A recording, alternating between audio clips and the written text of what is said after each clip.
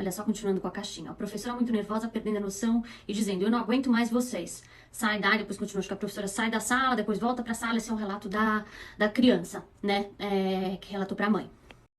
Em primeiro lugar, a gente precisa considerar que as situações, elas sempre têm contextos.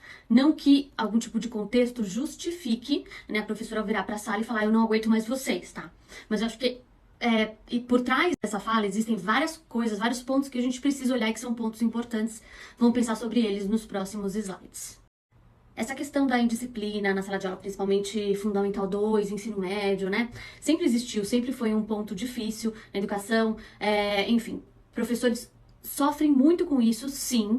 Não que justifique esse tipo de fala do outro lado, tá, gente? Eu só tô querendo olhar para a situação como um todo antes da gente começar a julgar a fala da professora. Tá?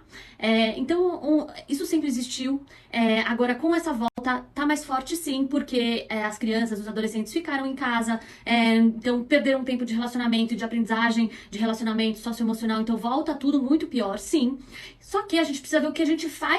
Então, a professora que tem um rompante, né, e fala isso, uma professora que não faz isso normalmente, porque a gente tem que também distinguir de casos isolados em que a professora perde a cabeça, né, porque emocionalmente ela está abalada, ela está vivendo questões, já disse uma vez, vou dizer de novo, não que isso justifique, mas vamos entender o outro lado. Digo, uma pessoa que faz isso recorrentemente, e, enfim, é diferente, tá?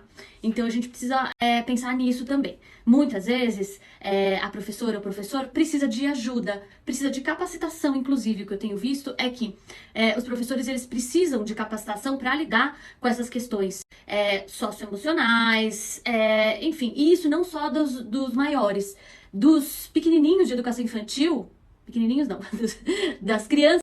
Agora tem vindo à tona muitas reclamações, eu tenho visto em rede social muita reclamação com relação à educação infantil e ao jeito que algumas questões são tratadas dentro das escolas por conta de mães e pais que agora estão preocupados com a forma de educar as crianças de uma forma não tradicional, uma forma respeitosa. E aí algumas começam a perceber algumas coisas nas escolas e, enfim, não é bacana, não é? Mas então, como que a gente vai fazer para transformar isso? Essa é a grande questão, né? Existem muitas coisas que são questionáveis na educação, não só do ponto de vista de conteúdo. A gente fala de transformação na educação com relação ao conteúdo formal, mas quando a gente vai ver, essas questões elas estão implicadas também nas relações. Então a gente precisa olhar para as relações, né?